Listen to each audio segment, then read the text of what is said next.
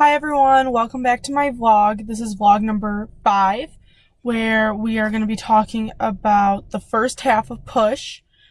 which is by Sapphire. And Push, I'm going to be talking about the first 2.5, 3 full chapters. But yeah.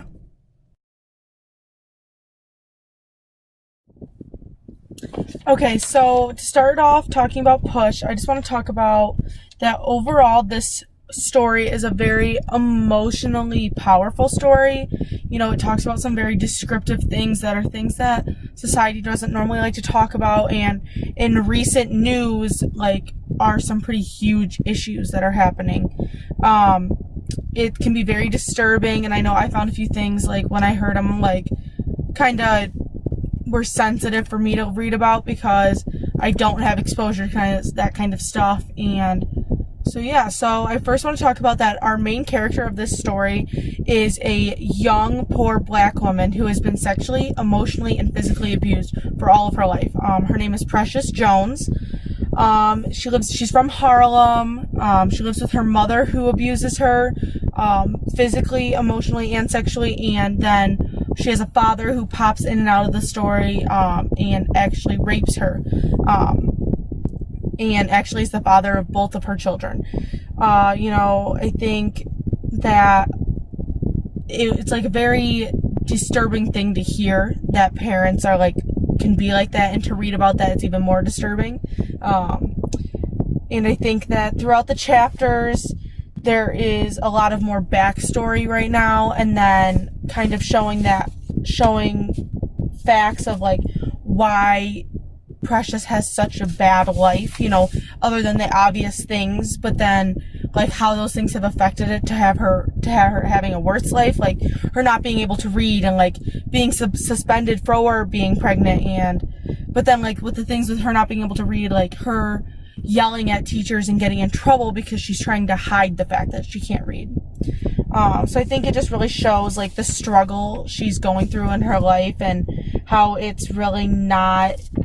like so many bad things happened that are just causing her to live such a bad life, you know, and no chance to move forward from it as of right now in the story. Another thing I wanted to talk about with this story is